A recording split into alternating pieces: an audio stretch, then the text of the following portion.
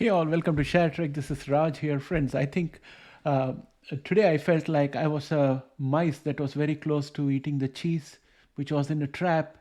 And I feel that probably I'm trapped, but at the same time, I'm very optimistic that I'll be out. Because as you can see, day before yesterday, I had bought FNGU. I bought a little more today in the morning, and things were looking hunky-dory. And then in the evening, FNGU came back down. NVDA showed weakness. And overall, I was feeling a bit down. But now that I start looking at the overall market, I think that we still have opportunity to pick up tomorrow. There are some key data coming up, which is what is causing the little bit of weakness, but that should get cleared up before the market opens tomorrow. I'll explain all this and more in today's session of looking at the market and planning for tomorrow. Let's get started.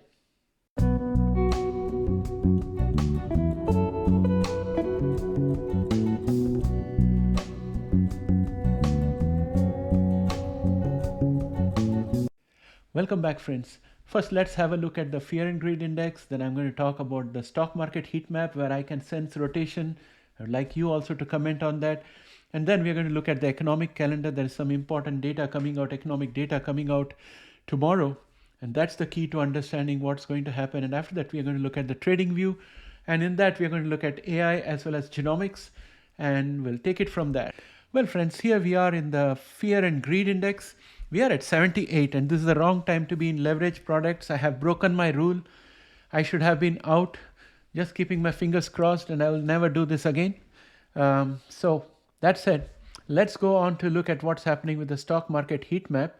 And as always, you can see a rotation happening. Everything is green except for the Mag 7 and the software sector.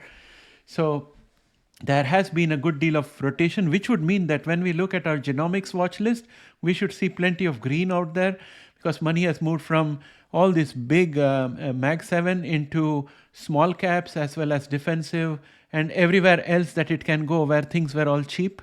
They bought up, and now I'm expecting that tomorrow after the inflation data is out, if it is supportive of the market, then we are going to see everything bounce back, and we're going to see AMD leading the charge, followed by Microsoft and others, and it's going to look good. Now that said, I want to move on to the economic calendar to quickly show you what I'm talking about here. So this was the 12th, so we'll leave that. Now, when we come to 13th of February, which is tomorrow, we are looking at core inflation rate month over month. And the previous reading was 0.3, consensus is 0.3. If anything less than that comes in, that's going to be good from a Fed perspective for reducing interests. And if you look at the core inflation, consensus was 3.7 and previous was 3.9. So anything below 3.9 would be welcome, and anything at 3.7 or below is going to definitely boost the market. And if you look at inflation rate month over month, 0.2% is the expectation. Previous was also 0.2. Anything above this is going to spook the market. Inflation rate year over year, 2.9 is the consensus. Below 3.4 would be good. As close it is to 2.9, the better. Anything less than that is going to make the economy look weak, and then that could also have an adverse reaction. So it depends on how the market looks at it. Then we have the consumer price index coming up. So everything is going to happen in the 8:30 a.m. range. So even before the market opens, we can look at the pre-market trading after 8:30, and we'll see what the market looks like. So this is what we have in store for tomorrow. Then we go on to our TradingView platform and look at Nasdaq Futures, which is negative 0.22 right now, and doesn't seem to look good at this point of time, but I'm hopeful that 8:30 a.m. in the morning, once we get those news, somewhere around 9, things should start picking up. If you look at QQQ, you can see that QQQ was down minus 0.39% today. Post-market, I think the market is already closed, so I can't give you post-market numbers. But suffice to say that the RSI is within the 70%. So tomorrow we still have opportunity to move sideways and up. So that's what I would say here. And VIX was up 1.02%. It seems that this line of resistance has got no respect. And so I'm just going to remove this line for the time being. We'll see what happens. But right now we have got resistance from the 100-day exponential moving average, which is this yellow line out here. It's at 14.23. And if I look at the RSI, there is plenty of room. RSI is very strong. The VIX is likely to go up. That's what it looks like right now. So this is a negative for us. If the VIX goes up, the prices are going to crash. That's what I think always. S&P 500 was down minus 0.04. It didn't fall as much as the QQQ. So that's another positive out here. And Dow Jones was actually up 0.36. So Dow Jones is doing well. US dollar index was up 0.07. It's consolidating. Russell's was up 1.82. This means small cap is picking up heat, and it's got 1, 2, 3 consecutive huge green candles. So it's not just the rally of the MAX 6, but there are other companies also which are picking up. There are the small cap sectors also which are doing well. And this sector was actually beaten up a little bit because of the small banks and others. But now everything seems to be looking much better. US oil was up 0.13, and put call ratio is neutral. So we don't get any clue from there. And if you look at number of companies which are above their 50-day average, it is steadily going up, and it's just constrained by the 9-day and the 50-day exponential moving average. 9-day and the 100-day exponential moving average. So I think given the fact that more companies are participating, it seems that we are now starting to broaden the support for the market. And this could be a trend reversal, and probably we're going to see more companies come into play. We'll see what happens when the inflation reports come in. That could change the direction. And now let's go to look at our genomics. Caribou was up 2.89%. RSI is overbought, and it should cool down a bit tomorrow. And again, most of the things that have happened in the genomic sector is all sentiment driven. In my opinion, ARWR, of course, I have to make the video for that. That's why I put it here, Arrowhead. VERV was up 8.31%. Again, no news is driving this as such. It's a sentiment issue. RSI is looking pretty strong, and it looks like it's going to go up again tomorrow. Prime was up 8.16%. RSI has gone above average, so that's a good sign out here. DNA was up another 10 cents, so it's doing extremely well. I sold my DNA, and since I sold DNA, it has gone up at least 15 cents. I made profits, of course, but I could have made even more. Anyway, no regrets. DNA is looking very good on the charts right now. It has broken through multiple resistances, so that's a very good positive. Let us do that very quickly here. Mark them all green. And then PACB was up 1.05%. Chart is still looking weak. It is Bionanogenomics was up 5.69%. It has converted the resistance at 1.25 into a support. So I'm going to mark this green, and then proceed further to look at IMTX, which was up 0.88%. It has converted the 9-day exponential moving average into a support, and momentum is just about average. Decent looking chart. ARKG is up 4.57%, breaking through multiple lines of resistance and converting them into support. So ARKG is looking pretty good on the charts. Plenty of room on the RSI to go up. NTLA was up 4.89%. Plenty of room on the RSI, just constrained by the 100-day exponential moving average. Things are starting to look good in the genomics sector. CRISPR had a handsome gain of 9.18%, which is almost close to $6. And that is phenomenal. And as I predicted yesterday, even though this was a bearish candle, it was a green candle, inverted hammer. And I said that the double resistance was the problem. So we have broken through all of that with a great deal of strength. So we are out here right now. So now we get to enjoy the benefit of this support, and we get to tackle the resistance out here. So we are going to have resistance tomorrow at somewhere around 77.37 for CRISPR.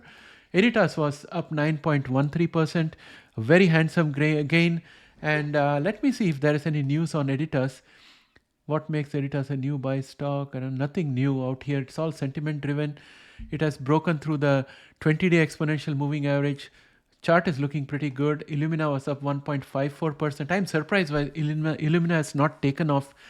as well as I expected that it should. So during this week, I'll do a little bit of search on Illumina, and I'll come back to you probably with a video on that.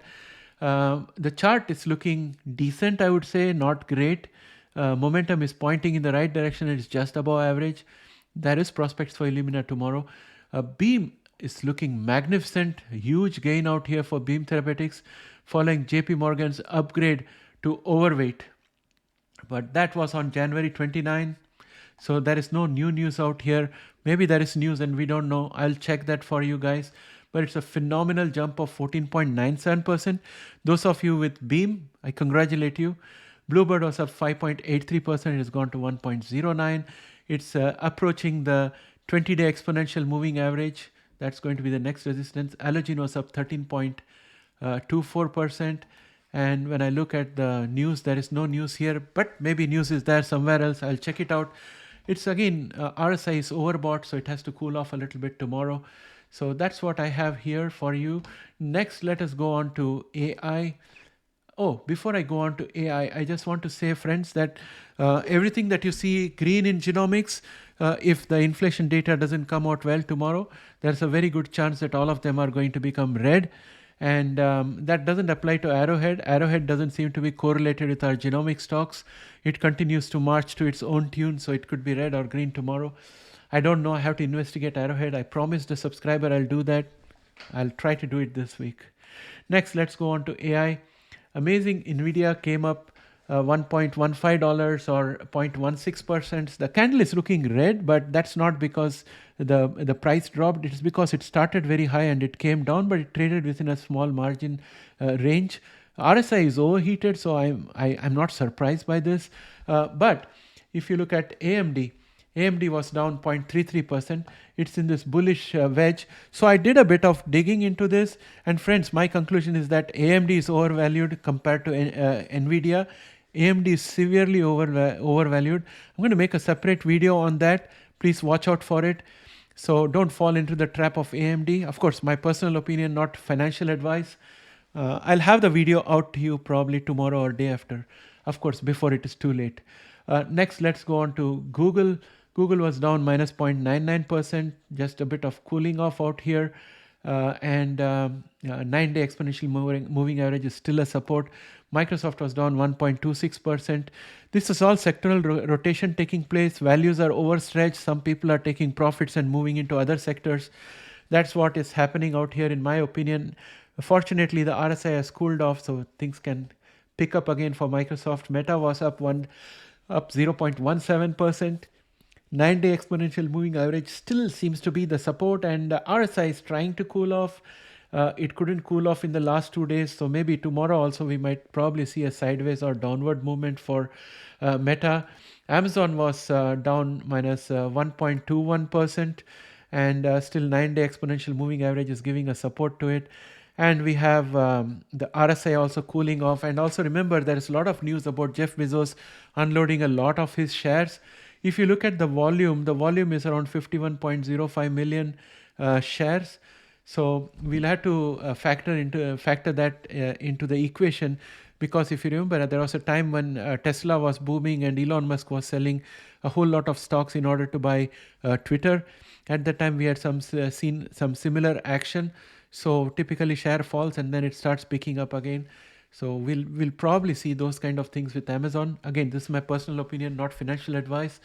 Apple was down 0.90%. It is firmly below this diagonal line of resistance from a previous bull channel. So I'm going to mark it red. And it's below most of the exponential moving average, except the 100 and the 200-day exponential moving average. Chart is looking pretty weak, but it's a good company. Let's see what happens. Then we have FNGU, which was down 2.62%, down $8.64 after going up in the day.